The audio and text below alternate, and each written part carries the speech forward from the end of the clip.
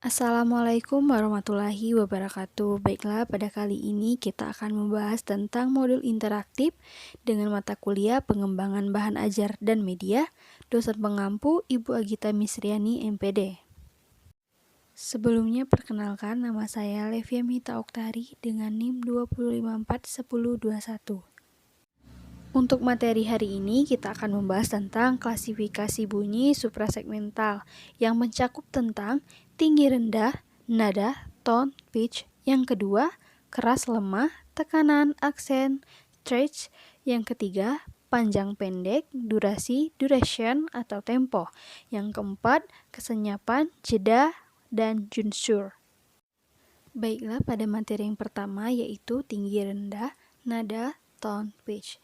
Yang pertama yaitu ketika bunyi-bunyi segmental diucapkan selalu melibatkan nada, baik nada tinggi, sedang, atau rendah.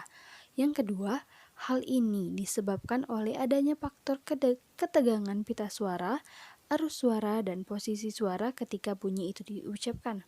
Dan yang ketiga, makin tegang pita suara yang disebabkan oleh kenaikan arus udara dari paru-paru, makin tinggi pula nada bunyi tersebut. Pada tataran kata, terdapat variasi pembeda makna yang disebut tona. Do itu sama dengan nada rendah, adapun re, nada biasa, mi, nada tinggi, dan yang terakhir yaitu fa, nada paling tinggi. Nah, sedangkan pada tataran kalimat, variasi-variasi nada pembeda itu disebut dengan intonasi. Dan yang intonasi data turun terdapat dalam kalimat berita deklaratif. Selanjutnya untuk intonasi datar naik terdapat dalam kalimat tanya, dan intonasi datar tinggi itu terdapat dalam kalimat perintah. Materi selanjutnya yaitu tentang keras lemah, tekanan, aksen, dan stres. Nah, jadi dalam materi kali ini itu terdapat variasi tekanan. Yang pertama, tekanan keras, tekanan sedang, dan tekanan lemah, serta tidak ada tekanan. Untuk tekanan itu sendiri bisa membedakan makna pada tataran kata dan makna pada tataran kalimat. Pada tataran kata, tekanan selalu bersifat silabis, yaitu tekanan selalu diarahkan pada suku kata. Pada tataran kalimat, tekanan bisa bersifat leksis, yaitu tekanan yang diarahkan pada kata tertentu yang ingin ditonjolkan. Selanjutnya yaitu panjang pendek, durasi, duration. Yang pertama, bunyi panjang untuk pokoid diberi tanda satuan mora, yaitu satuan waktu pengucapan dengan tanda titik. Tanda titik 1 itu membedakan 1 mora, sedangkan tanda titik 2 itu membedakan 2 mora, tanda titik 3 membedakan 3 mora. Selanjutnya bunyi kontoid diberi tanda rangkap dengan istilah geminat.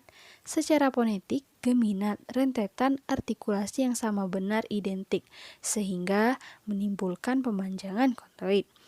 Selanjutnya dalam bahasa Indonesia, aspek durasi tidak membedakan makna. Kesenyapan, jeda, juncture. Penghentian adalah pemutusan arus bunyi-bunyi segmental ketika diujarkan oleh penutur. Akibatnya, terjadi kesenyapan di antara bunyi-bunyi yang terputus itu. Kesenyapan itu bisa berada di posisi awal, tengah, dan akhir ujian.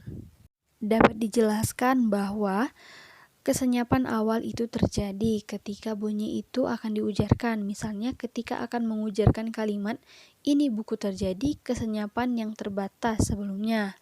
Selanjutnya kesenyapan tengah itu terjadi antara ucapan kata dalam kalimat, misalnya antara ucapan kata ini dan buku pada ini, buku, atau ucapan antar suku kata, misalnya suku kata i dan ni pada kata ini, walaupun kesenyapan itu sangat singkat.